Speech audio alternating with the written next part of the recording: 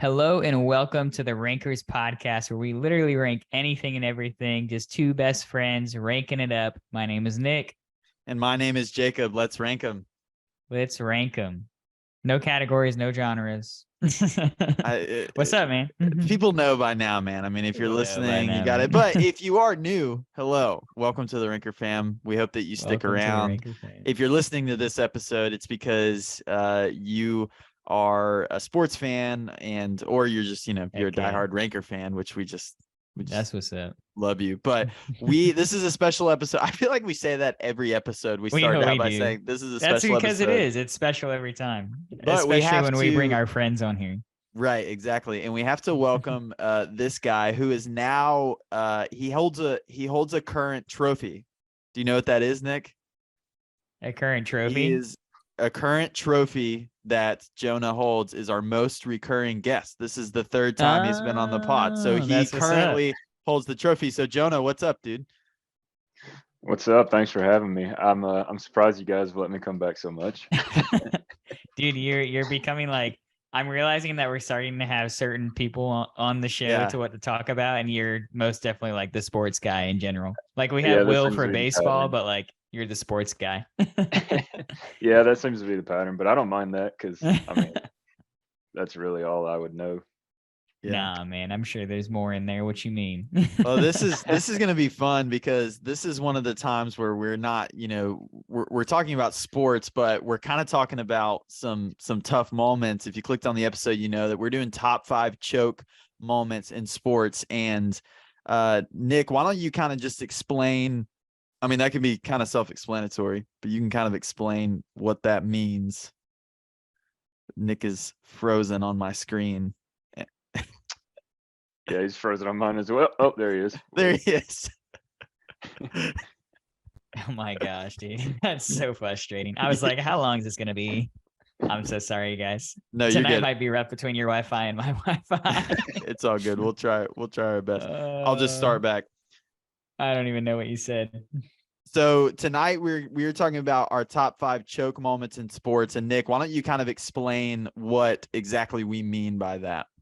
Yeah, so the original thought with this episode, we wanted to kind of look at the worst moments of sports because we wanted to, of course, go and do a worst list because those are fun and we enjoy those.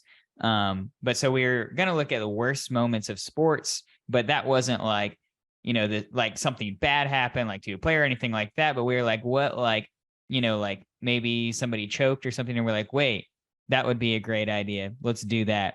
So that's what this podcast is. They are choke moments of sports. And I'm sure you're already thinking of certain things in your head, if not already.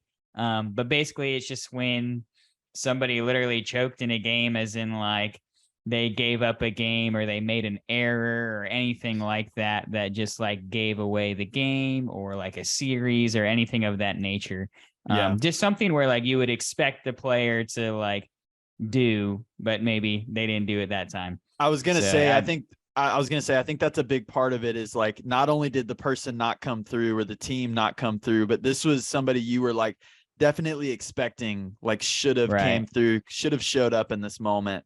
And or like it just happened in a horrible moment because everybody makes mistakes and we see, errors happen, but it just was the worst time to have an error.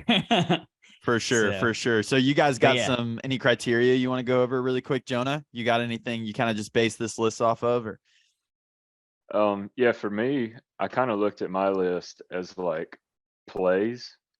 Okay. So like, obviously, like everybody's going to say, like, I'll go ahead and say this, like, I don't have the Falcons 28-3 choke on my list, although like that is probably the worst choke in history. But like, for me, I did mine based off like individual plays that led to like the team losing.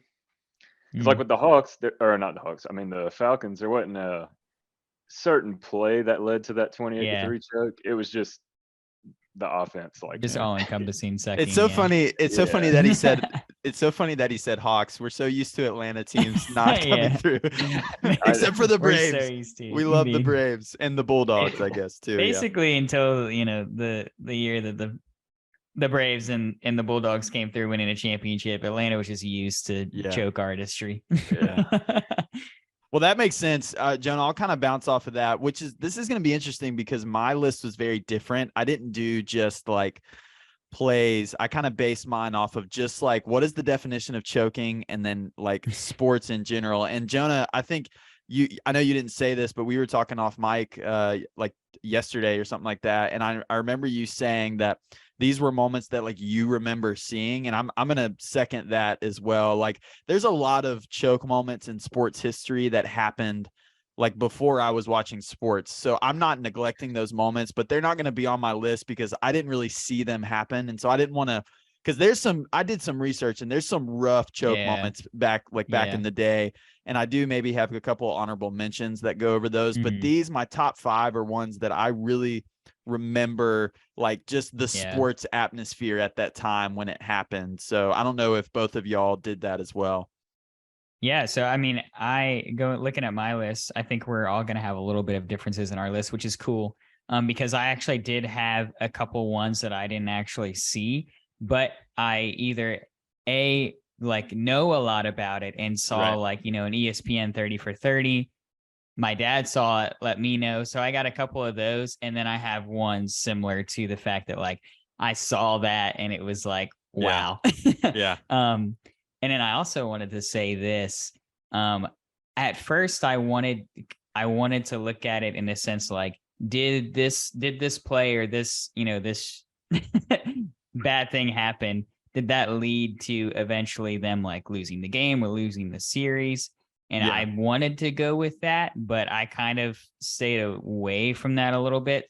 So like there is a couple that, might have one of those, but for the most part, I wanted to stay with like this, it ended what they were doing in that season. I want to second that too, Nick. My every single pick in my top 5 is like major stakes. Like there were some ones out there were some bad plays that you could see, but they were like, it was like a regular season game, or it was, something that didn't have that much of a ripple effect. But my top 5, they were big moments for sure. Yeah. That was mine too. All 5 of mine. Yeah, all 5 of mine happened in playoff games. Okay, bet. Well, I think let's go ahead and let's go ahead and get it rolling. So we always let our guests go first. So Johan, why don't you hit us with your number 5? All right. So my number 5 is the only one on my list that's not like an individual play. It's a team performance. Yeah. And so my number 5 it was in 2018. It's game 7 of the Western Conference Finals. It's the Warriors versus the Rockets. Oh yeah. And if you guys remember, that was Chris Paul did not play. Yeah. In game 7. He sat on the bench. But the reason I have the Rockets as my number 5 he was on the Rockets. Is they shot 7 of 44 from 3. Oh man. Which when I did the math was 15%. And then the other reason I had it is they were up by 11 at halftime, and then in the second half they got outscored by 20. Is that's the game they missed like 27 threes in a row or something like that? I think was that game. Gosh. Yes. And they were like the highest 3-point percentage team like going into that game. Yeah, I'm pretty sure. They had obviously they had Harden, but they had Eric Gordon, right, who was normally pretty hot from 3. Yeah. And then they also had I don't know if you remember Trevor Ariza. Oh yeah. Yeah, an older guy. He was like 0 for 12 or 0 for 13. Like he didn't score any points. Oh my gosh. That's freaking brutal. That's like the worst when you have a team like that who they basically live and die off the 3. Because I vaguely remember that. I don't think I watched the game, but that's just insane that when your whole team goes cold, it's pretty much over from there. And it was at home too. Like the Rockets were the higher seed, so they had home court advantage in game 7. And so that's my number 5. I remember I was actually watching that game. I actually remember where I was too. I was at Disney World with Haley's family. We were there, and we had come back from the park, and I was just on the couch watching that game. Dang. And you watched history. It's so crazy too, because if there was any Rockets team that could have made the finals, it was probably that one. but they just Mhm. choked. Nick, I'm gonna go next, and I'm go only for it. saying that because that's really interesting that was your number 5, Jonah, because my number 5 is just James Harden's entire playoff career. It's my number 5. Nice. So Yes. I was doing some research and I was trying to find a particular game, and that was my first go-to was Yeah. Game 7 in 2018. But then I saw like these articles, and it was like a bunch of them had like a bunch of James Harden's playoffs games, and I was like, this guy, his playoff record is terrible. And part of this is just because like I wanted to put this on my list because I'm not a fan of James Harden. I don't like the way he plays the game. I like this I version of agree. him on the 76ers, I think the best, because I think playing with the 76ers has made him a better passer in some ways. But overall, I'm not a big fan of Harden's He'll game. get beat up after the game if he doesn't pass. Yeah, freaking that Joel Embiid will Yeah. knock him out. But James Harden, his playoff career. So I won't spend a lot of time. I'm just going to list off these certain games and his stats for the games and how bad they are. All right. So 2020 NBA, let's see, round 1 playoffs, game 7. Yeah, this was in 2020. So this was the bubble season. Nobody cares. In game 7, he shot 11.1% from 3 and ended the game with a .267 field goal percentage. Okay. 2019 playoffs, round 1, game 3, he went 2 for 13 from 3 and went 3 for 20 overall on the field. 2018 NBA playoffs, round 3, game 5, went 0 for 11 for 3-pointers. And then 5 of 21 total field goal percentage, which is 23.8%. Just a couple more because these are bad. They get worse as they go along. 2015 playoffs, round 3, game 5, 2 of 11 from field goal, and he turned the ball over 12 times in that game. Oh my gosh. This was 2018. This was before they ended up winning this series. So, but his stats are just too awful not to talk about in this one. But round 1, they were playing the Timberwolves. It was game 2 of 2018.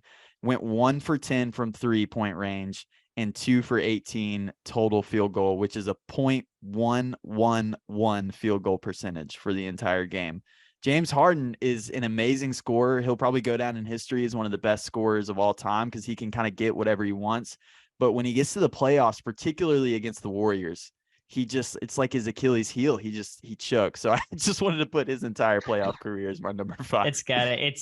It's one of those things where it's like, it's gotta be a mental thing because he knows he can do it. He just gets in front of them and, Well, he can do it. Like we've seen him do it. He's had like amazing games. He's an incredible scorer. And in between some of those playoff games, he has playoff games that are good, but they can never finish. And I think part of that is because of he chokes in those moments. So that's my number 5, Nick. Why don't you half of sports is mental. Yeah, that's why I don't do it. My number 5, I'm kind of excited for. I'm going to tell my dad to come listen to this podcast for this specific pick. So what's up, Dad? Is it pick's for you? Is it a Mets joke? I know your dad's Most a Mets definitely. fan. Yeah, it is. So 1986, first baseman lets a ground ball go through his legs. This is probably one of the most well-known missed ground balls of all time. So that happens in the top of the 10th. In the top of the 10th, they go down 2 runs, then come back. This is game 6. They come back in the bottom of the 10th and score 3 runs to win the game. And then they end up winning game 7. So when this error happened in game 6 in the top of the 10th, they gave up 2 runs in the top of 10th. That's extra innings. When that happens, you're like, oh my gosh, this is horrific. We've lost. But they end up rallying back and winning the World Series. And that's one of their World Series years.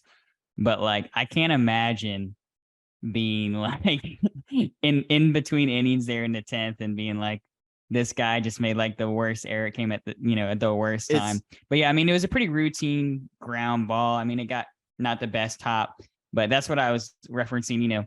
Sometimes errors happen, but this is one of those errors that just happened at the worst possible time.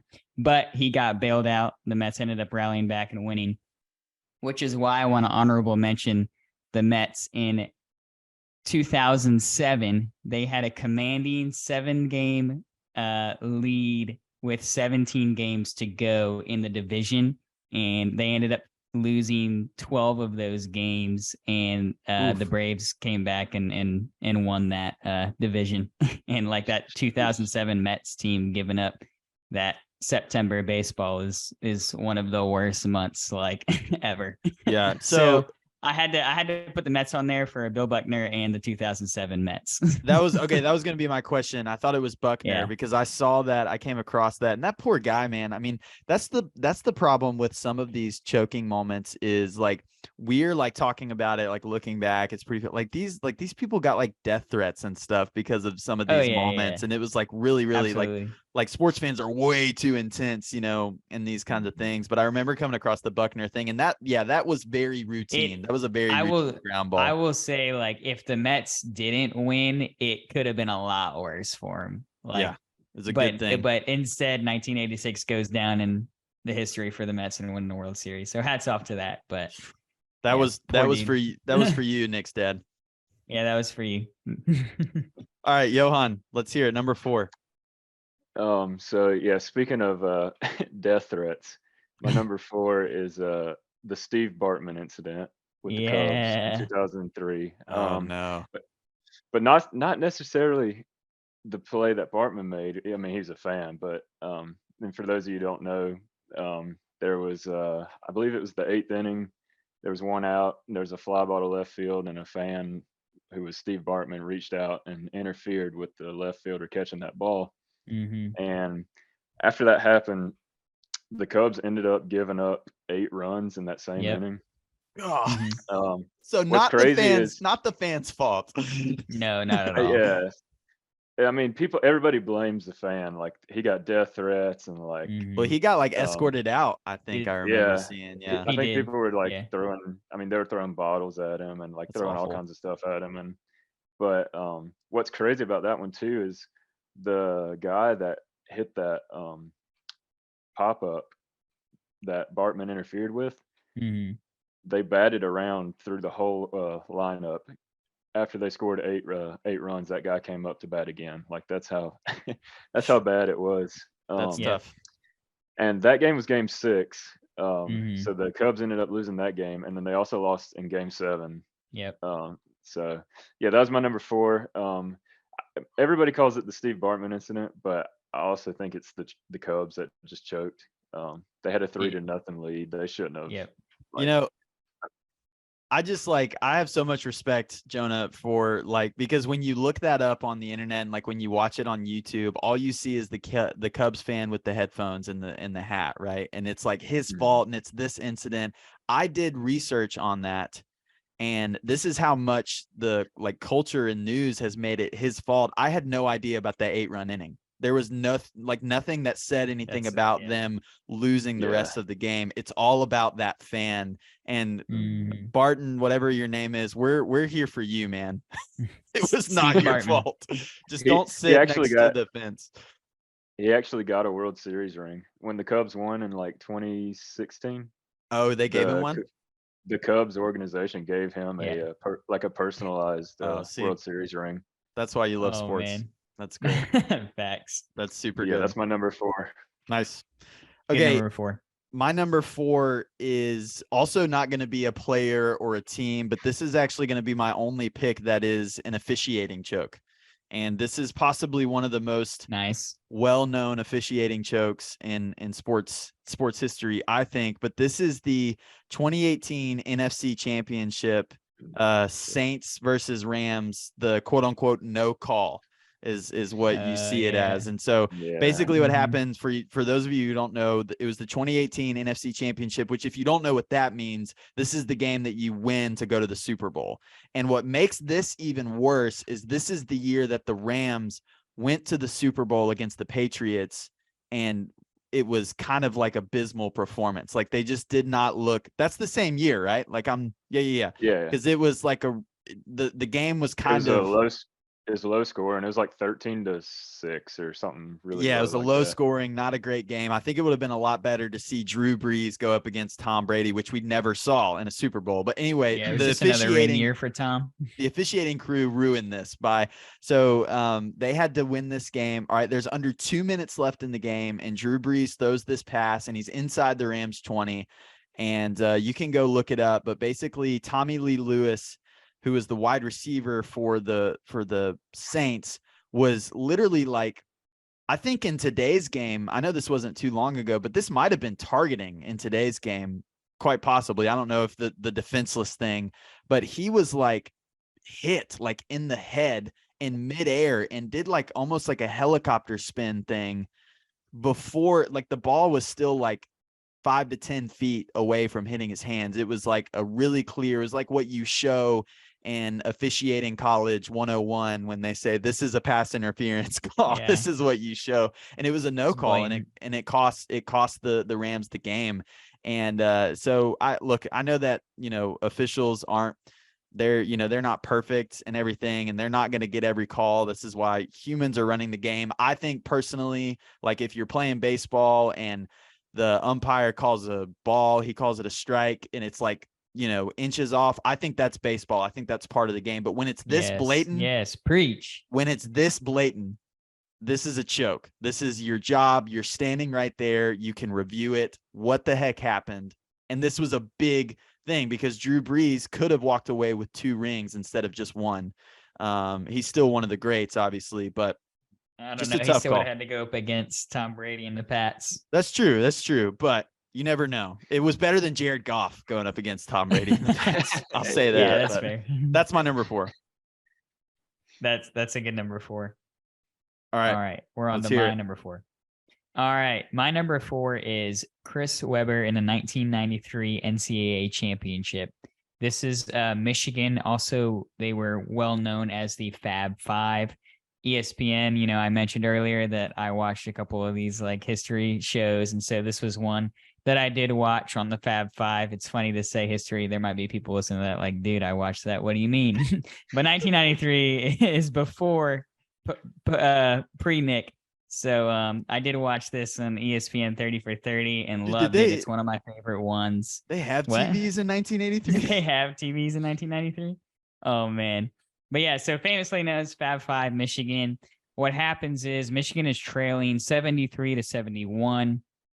Chris Webber, he was also basically the star. He dribbled the ball up court and called a timeout, and they didn't have any timeouts. So they got penalized and ended up losing the game. And this is the championship game. And so, like, when we're talking about just mistakes,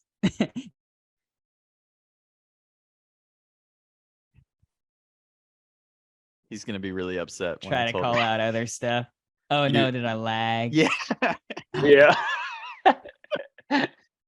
Look, you don't have to start the whole thing over. Just start back into like when we talk about mistakes in a game. Okay. Just like I'll cut it. You're fine. You don't have to start the whole pick over.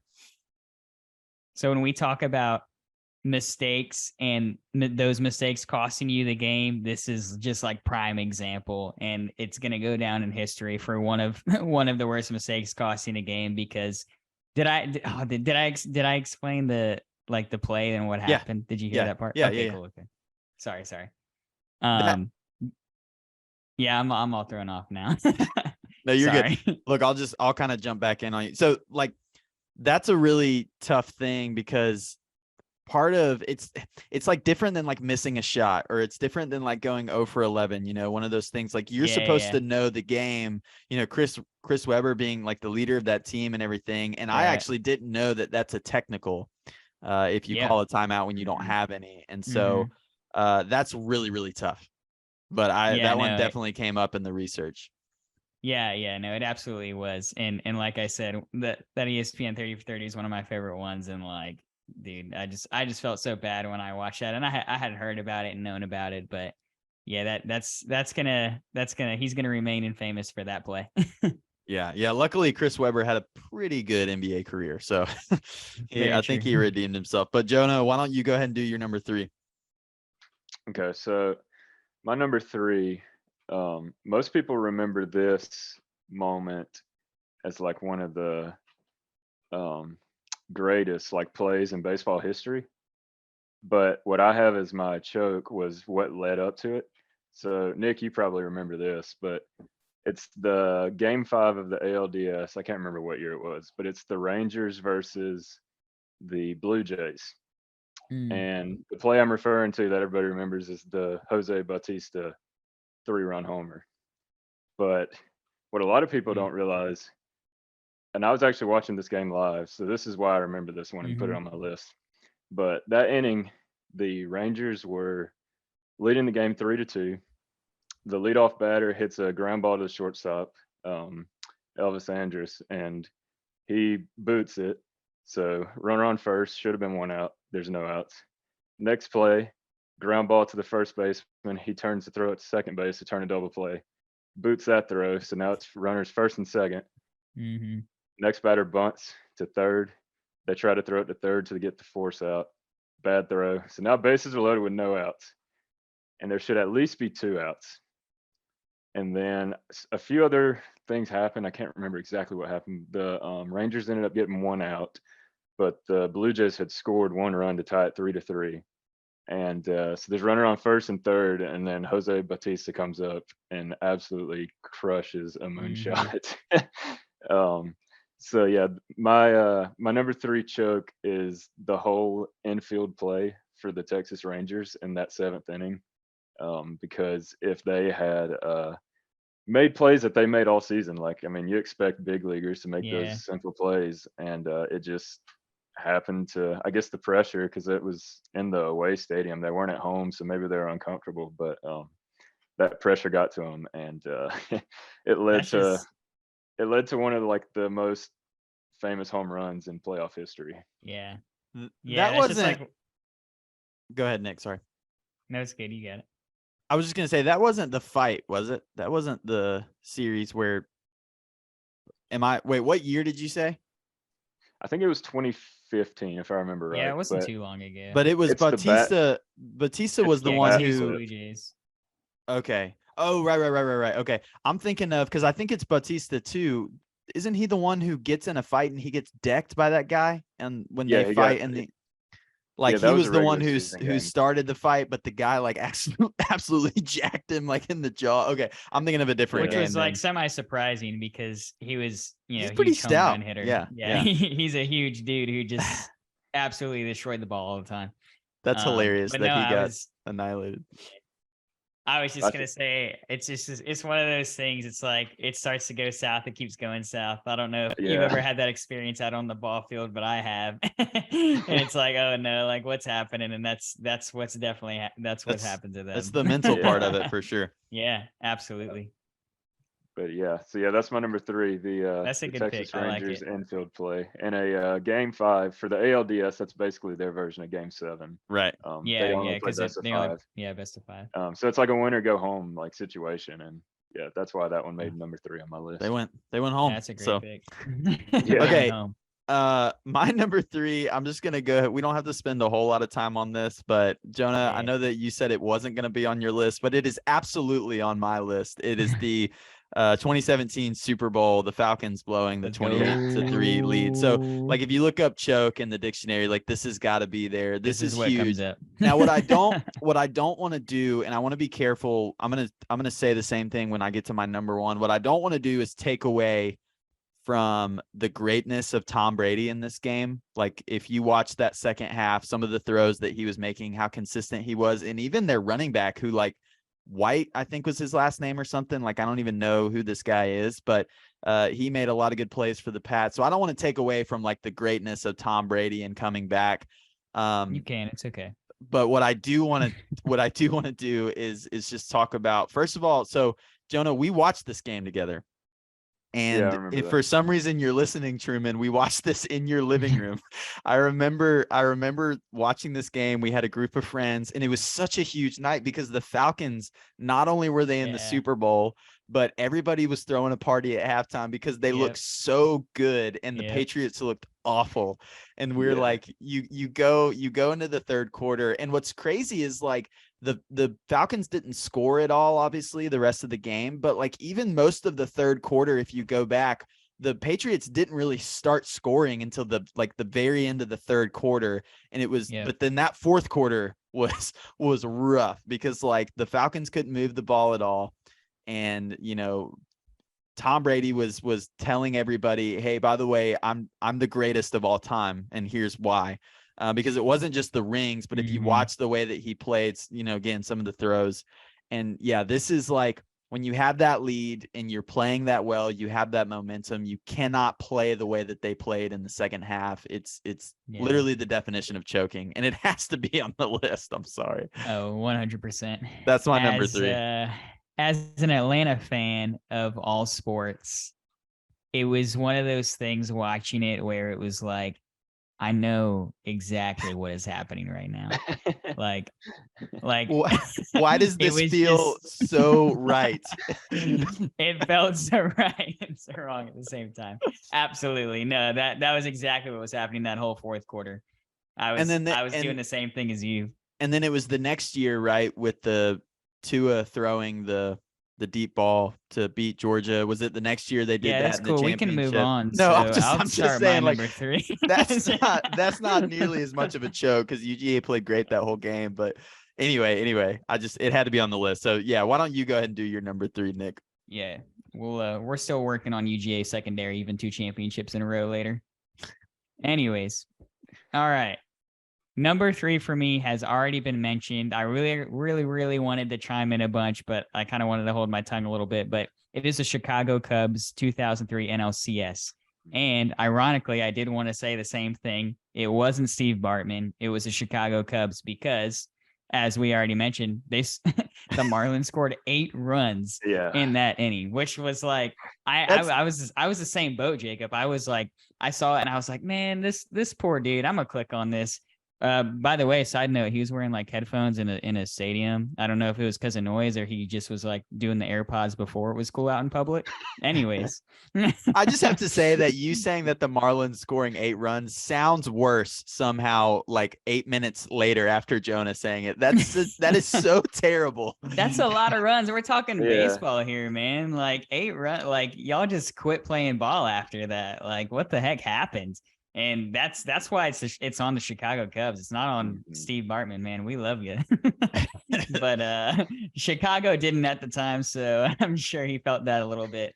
But yeah, I even put the same thing that I had it on my list because of the Cubs choked, and that's all it is. And it was not on the man. But yeah, then they go on to lose the next game. So it's like, dude, Chicago Cubs, y'all choked. That's what happened here. But yeah, so that was number 3 for me. That was a great pick. Yeah, for sure.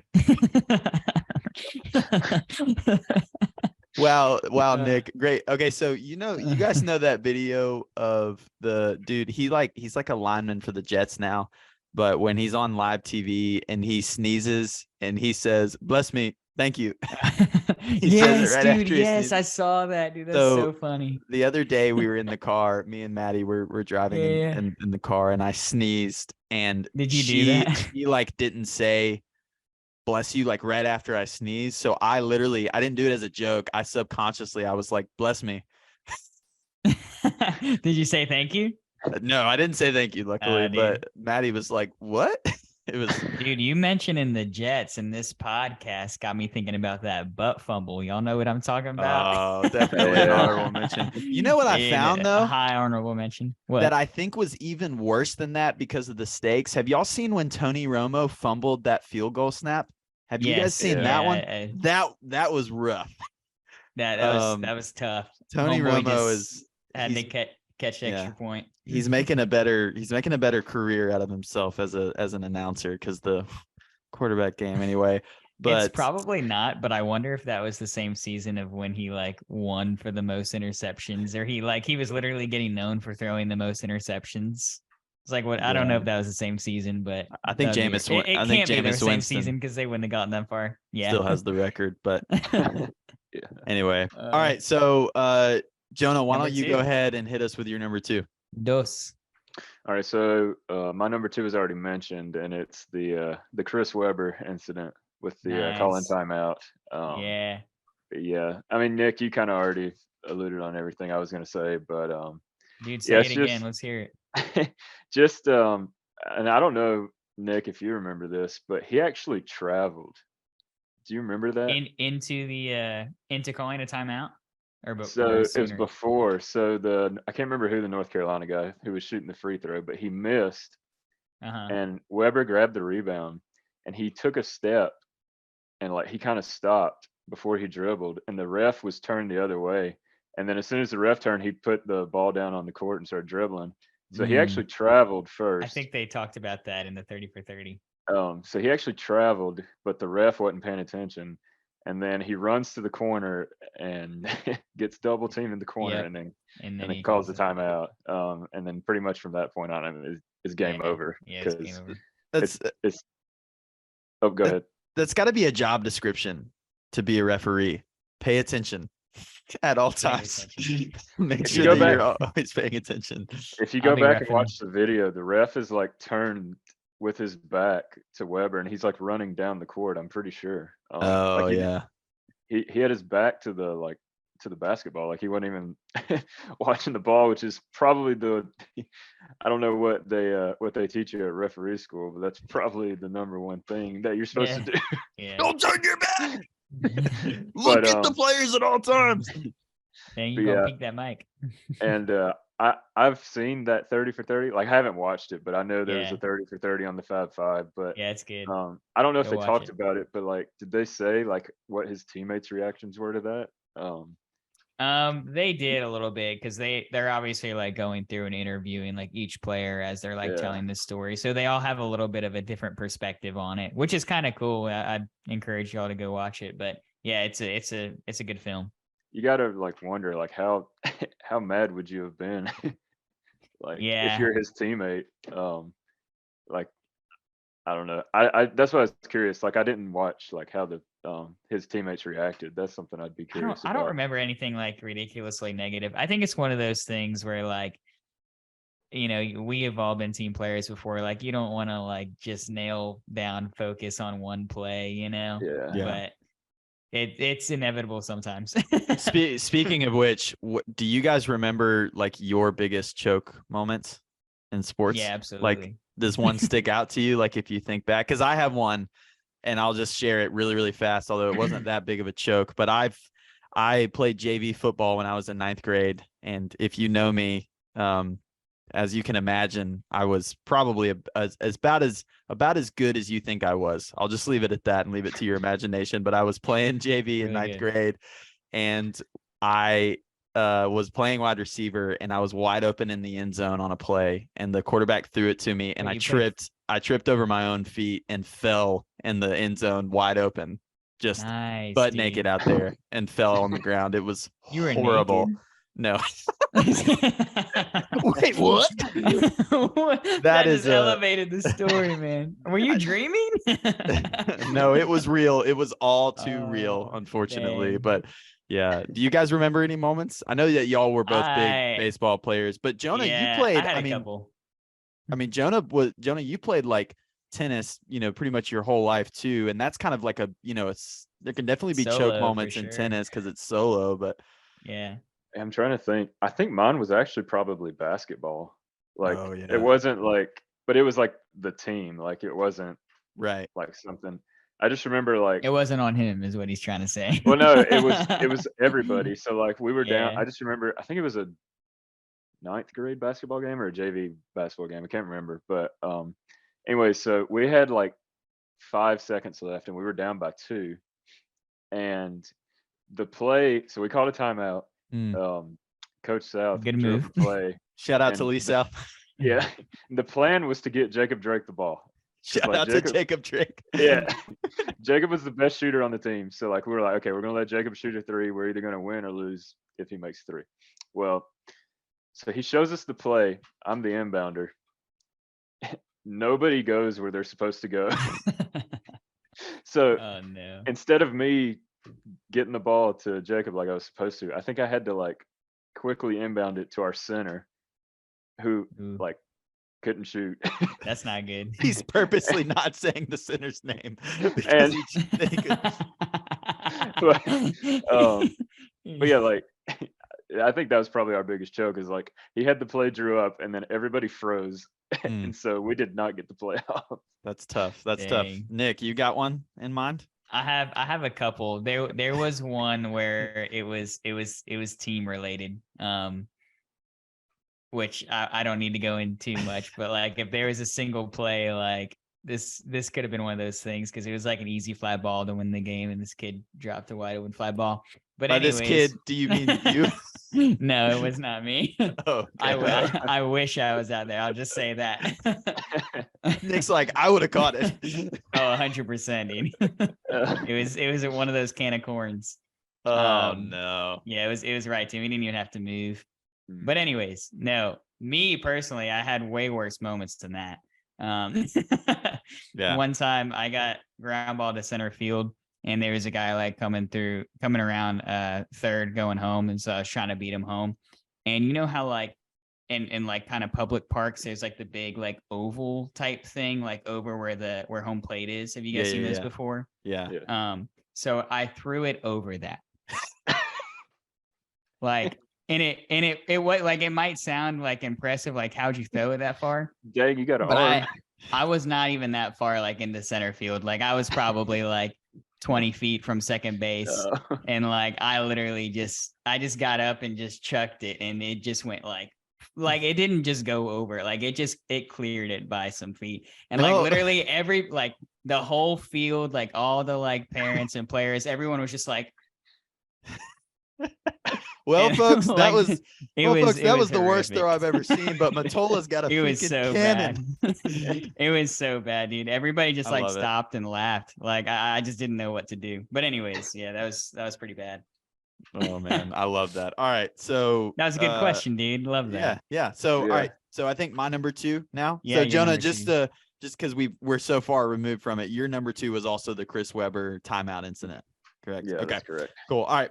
My number 2, I was actually kind of surprised at myself, but then as I was doing the research, I realized that golf is the ultimate sport to choke in because Yes. it's like, it's just you by yourself out there, and you have Dude. like you have your caddy, obviously, but ultimately like you can't sub in, you can't blame it on anybody else. Like, you know, even in tennis, I think, which is another sport that's like, you know, so like solo, it's pretty much the same, but I think even in tennis, you have a little bit more of a, I don't know, Jonah, maybe you could speak more on that, but I just know that I am terrible at golf. So my whole golf career is one big choke, but the one, I don't mean to like interrupt you, but I was going to say, I think you're trying to get at, because like golf obviously takes a lot longer to play. So like if you start to choke at the beginning of a hole, like you hit it out of bounds or something, like the rest of that hole, especially if it's towards the end, you're going to have a lot of people watching you choke for a long period of time. So it just stings a little bit longer, I think. I don't know. Yeah, golf's more mental too. Like, like obviously like there's physicality involved with golf, but like anybody can play golf. Yeah. Well, anybody can play it. Well, calm down. You haven't seen me play golf. I mean, look at John Daly, like that guy. Yeah, that's true. Like, if you just saw John Daly, you would think that he's a single guy who goes to bars every night. Well, he probably acts as one, to be honest with you. All right. Anyways. This particular golf incident, you guys probably know it. I don't watch a whole lot of golf, but I do remember this happening. So if you guys remember, Jordan Spieth went on a hot streak in the later 2010s, and he won the 2015 Masters, and it was like a pretty good win, if I remember correctly. Like he played really well, very like early Tiger Woods-ish, right? Well, then in 2016, he's got a 5-shot lead heading into the 12th hole, which is like, if you know anything about golf, that's a pretty, you know, comfy lead. Yeah. And he goes into the 12th hole. He hits 2 shots back to back into the water. His third shot goes in the bunker, and he ended up with a quadruple bogey on the 12th hole, And he ended up losing the Masters to Danny Willett. And did he come in 5th or?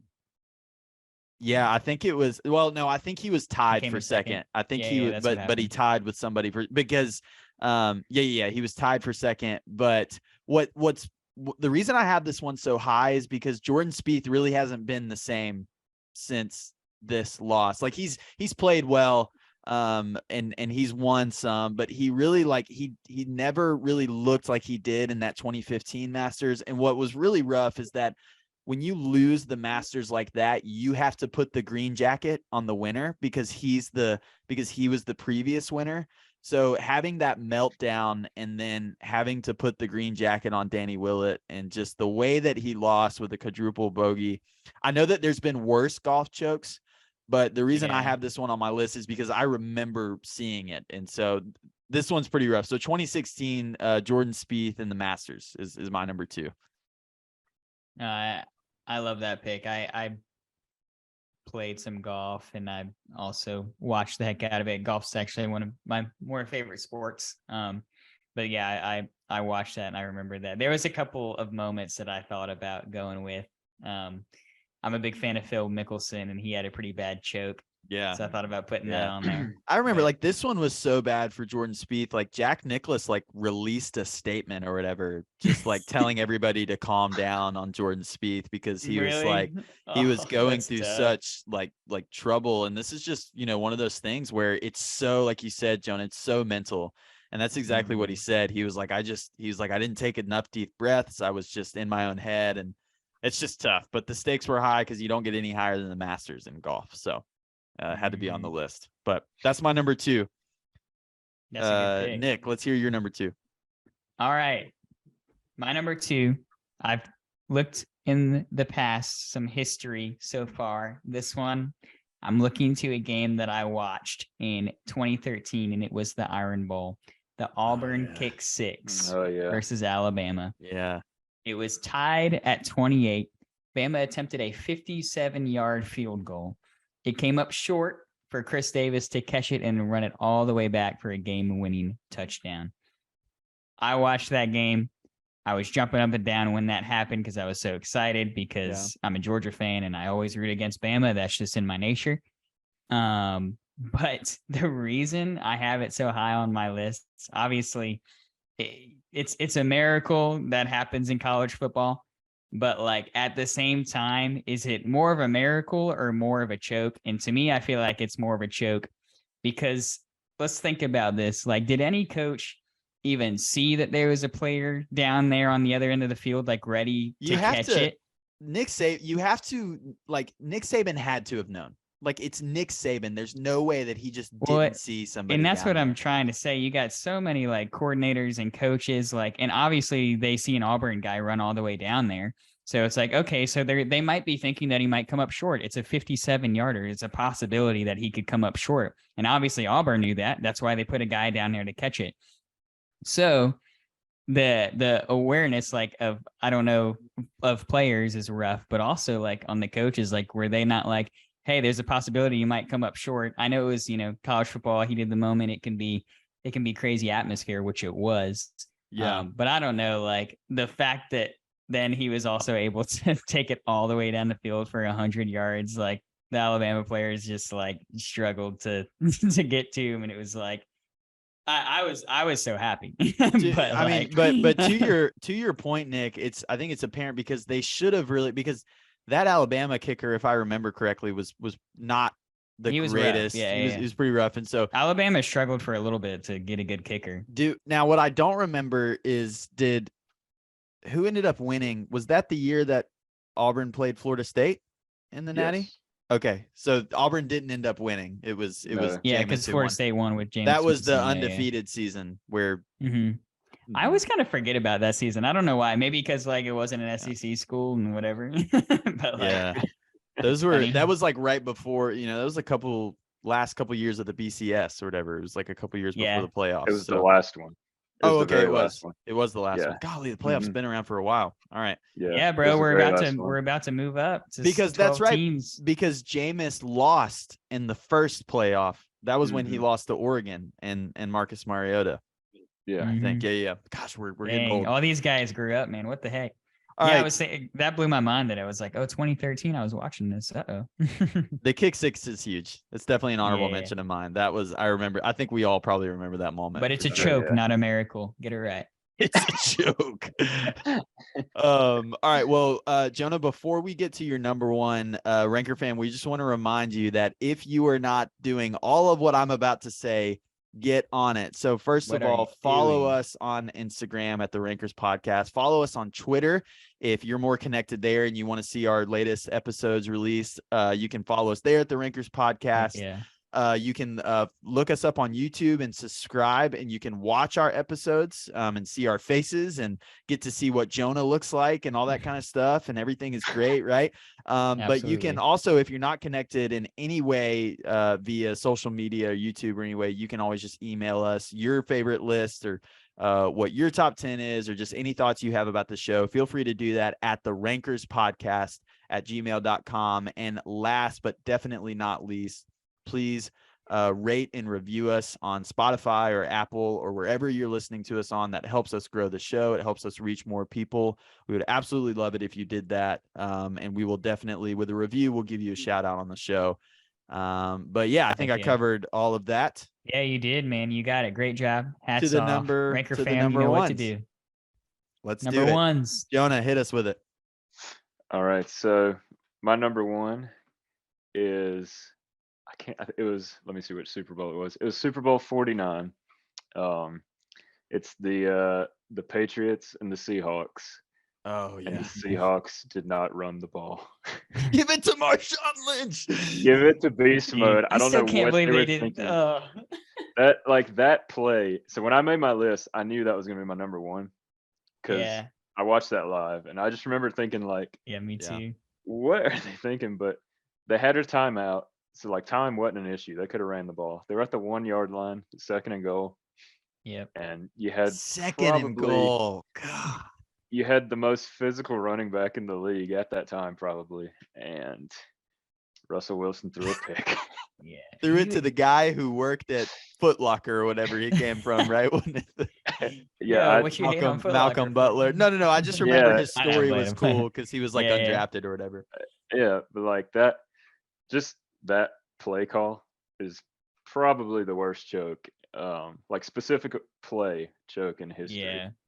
Let me ask you this though, just like objectively, if that ball isn't intercepted and they catch it for a touchdown, is that a genius move by Pete Carroll? That was my whole thing with this, is that like, if the ball wasn't intercepted, are we calling that a genius move? Because everybody in the world knew that the ball was going to Marshawn Lynch. Like everybody thought that. And so is it genius of Pete Carroll to call a throw there? That was what I thought. Like immediately I was like, if he catches that ball for a touchdown, everybody's calling Pete Carroll a genius. I don't know. I could be wrong. I have a thought on that because I agree, and that happens a lot more in sports than you think. But I also think that, when you're coming up with a play like that if this play happens, it's a miracle. Like I think back to Boise State winning like the Fiesta Bowl. They did like some crazy play that like scored and won. Yeah. But it's like when those plays work, it's like, it's amazing. And it's like, wow, they're such great coaching, such an awesome play call. But then if it doesn't work, it's the complete opposite. Yeah. And so it's one of famine. those risks that you just take. So like, yes, everybody was expecting Lynch to get the ball, but like that would have been the safer play, if you will, but he took that risk. And so it was. I agree. I think it didn't work out. even if the play would have worked, I still think the better thing, the safer bet would have been to give it Marshawn Lynch. He was running through people not only all game but all season. That's what he did. He was running up the middle was his major in college, and so I still think it was a bad move, even if he catches it, because it was that close. It was a really really close. But I don't know, Jonah. What are your thoughts on that? My whole thing too is, so like I actually watched, I rewatched the end of that game, just to like kind of refresh my memory on it. And Pete Carroll's their coach. The reason I think, I get what you're saying, like if you throw the ball and it works, like you're a hero and everybody says you're a genius, but Pete Carroll was running the clock down. Yeah. You don't want to give the ball back to Tom Brady. Right. That's true. Like if he had thrown that pass, now let's say it's a touchdown. I mean, they do get the lead. They're up by 3 with 30 seconds. Oh, that's way too much time for Tom. Would they have won? Maybe, but it's also Tom Brady, so who knows? But like, I don't know. My whole thing is you got to run the ball at least twice because you need to run the clock down so you don't give them another chance to get the ball back. That was going to be my comment. If that's a 4th down, like die on this hill kind of play, like we're going to win it or not, that may be different. I think if that's like 4th down, it's touchdown or you go home, that's completely different. But the fact that it was 2nd down is rough because you can run it and get stuffed and run it again if you want to. And they had a timeout. If they didn't have a timeout, I get it. Yeah. But they had one timeout and they had plenty of time. Like he could have ran, let's say he got stuffed on 2nd and goal. They call a timeout. They still would have had about 25 seconds probably. Yeah. And you can throw the ball twice. And the Seahawks were never the same. Pete Carroll still has a job somehow. But that I just love also probably my favorite moment from that too is like Richard Sherman, like the meme of him on the bench. Man, They like cut to him and he's like looking at the jumbotron like in disbelief. Poor Richard. Bro, that whole team was a meme. I forgot about him too. Him and Lynch. Don't ever put me up against a sorry receiver like Crabtree. I will never forget that. I remember watching that live. We won't get into that, but that was hilarious. Jonah, that's a great number one. One of the ultimate jokes for sure. Hats off. Great pick. Okay. My number one. So it hasn't been mentioned, and I'm a little surprised that it hasn't been mentioned, but I'm sure that you guys have your reasonings. And Nick, we still got your number one to get to. But this is, to me, the biggest choke that I've ever seen because of the ripple effect of what would have happened after this if this hadn't happened. So my number one is the 2016 NBA Finals, the Warriors blowing the 3-1 lead to the Cavaliers and losing. And so if for some reason you don't know what happened, so this was this was the year before the Warriors got Kevin Durant. This was the 73-9 season, which is arguably one of the best regular season teams of all time. They still hold the record, if I'm not mistaken, of best regular season. They were going crazy and they looked really, really good in the finals because they were up 3-1. And the percentage I remember was like, there was like never a team that had lost or something like that after getting that much of a lead. And then the Cavaliers come back led by LeBron James and they win. Now, again, I'm going to say the same thing that I said with the Super Bowl. I don't want to take away from LeBron James's greatness with coming back and doing this because it's okay. This was huge. And you guys know that I'm a LeBron James defender in a lot of ways. And so, but you got a better argument now. Here's why this is my number one, because here's what I'm going to say. If the Warriors win this series, I think that right now, Steph Curry is remembered as greater than LeBron James. Because think about what happens if the Warriors win this series. So if the Warriors win this series, Steph has 5 rings instead of 4 because he has 4 right now. He's tied with LeBron. So if he wins this series, he has 5 instead of 4, which is 1 less than MJ. And then if he wins this series, he also only lost the finals once, which happened. Like, I know that this happened later because the Raptors is when they lost again, right? So he only loses once. He has 5 rings. How is he not better than LeBron James with that kind of career? And he still, could possibly win again. I don't know. To me, being that great of a team for the regular season, having, that kind of start in the playoffs, and then Steph Curry, having that kind of legacy already created. And then what happens after this game, I don't know. I think the implications are too big. The ripple effect is too massive. And so this 3-1 lead blow is just, to me, it's the biggest choke. It is the definition of choking. Yeah, that one's tough because I don't know if you know this, but I can't remember which game it was. Draymond was suspended. Yeah. He got a tech. And if you get so many technicals, you get suspended a game. and I think it was game 5. I think it's game 5. Yeah. He had to sit out.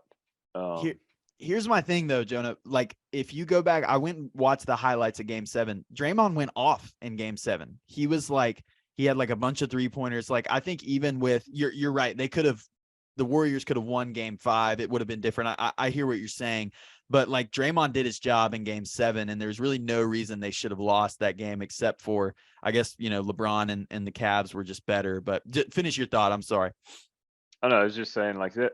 But that definitely is like the worst like NBA Finals choke ever. But it's just yeah, I don't know. A lot That of one's what hard ifs.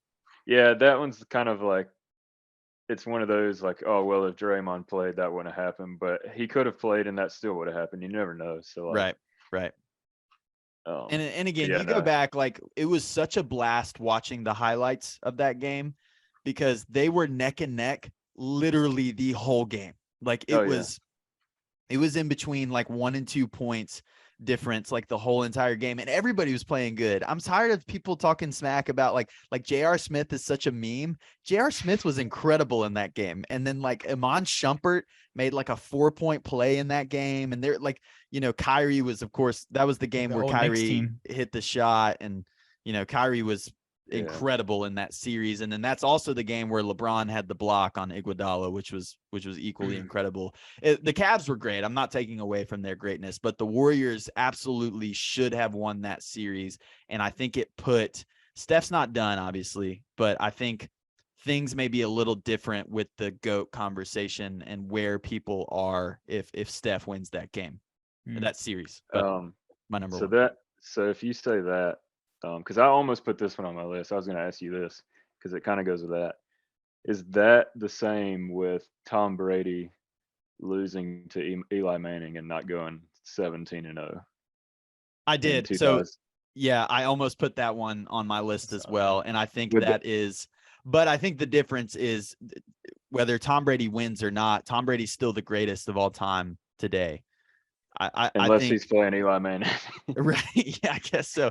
You have to think that he probably thinks about that daily, about never beating Eli in the Super Bowl. He lost twice. He did. Yeah. And the one that you're referring to was the helmet catch, right? Yeah. So I listened to a podcast where the host of the podcast, he's a sports writer, Bill Simmons. He's a Pats fan.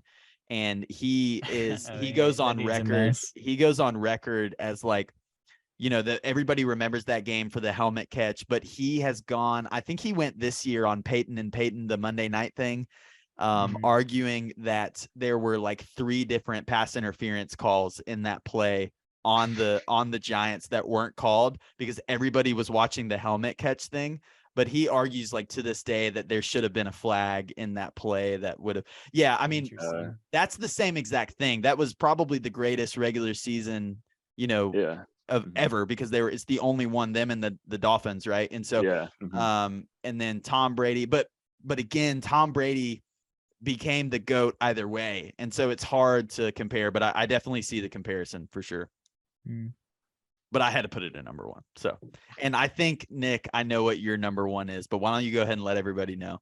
You do. I mean, tragically, well, not really tragically, I was actually at youth camp when that finals happened, but I was like tracking it with like all the other leaders, and we were in disbelief when that happened. And then we were like, once we saw that they won that game, we were like, oh yeah, LeBron's going to come back and win the series. So like, I didn't actually get to watch it, but I remember it.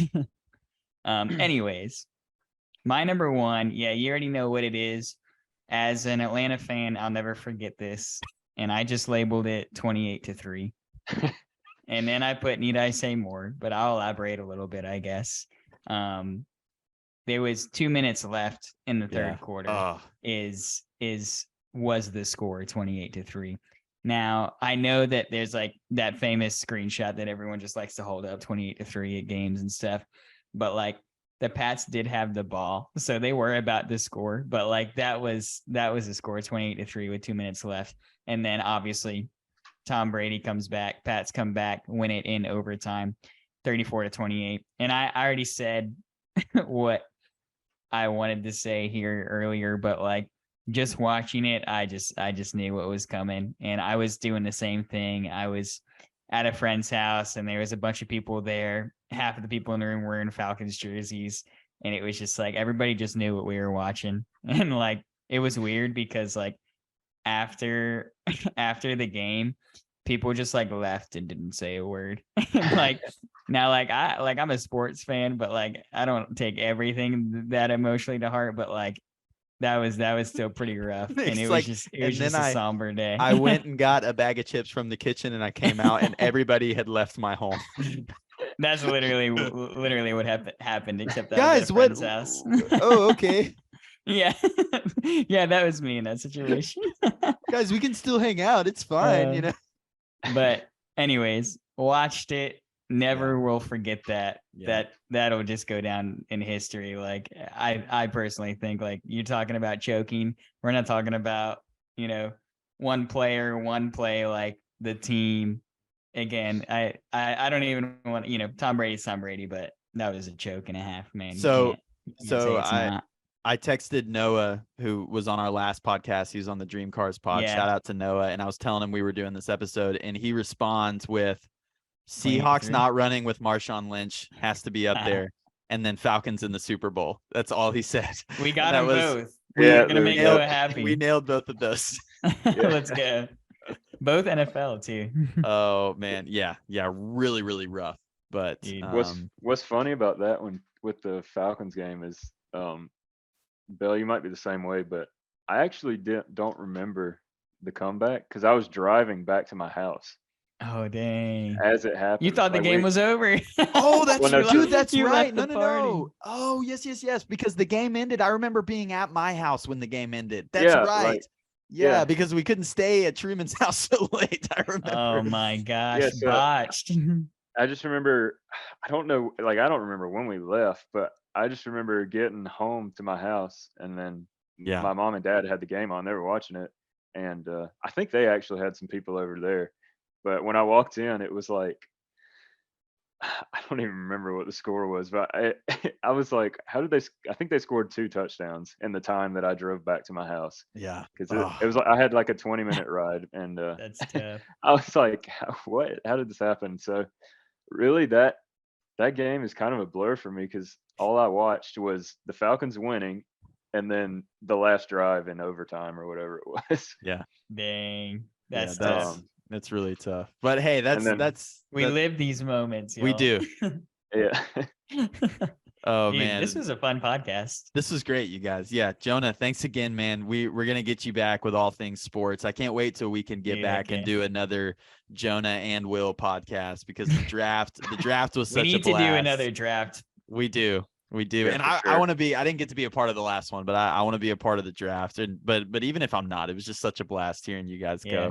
going in and out. but- Type one in the comments for more draft podcasts. yeah, guys, let us know. But if you are wanting to know, Ranker fam, I want to let you know about our next episode, Let which him me know. and Nick are actually really excited about this episode. So our next episode is going to be releasing on St. Patrick's Day.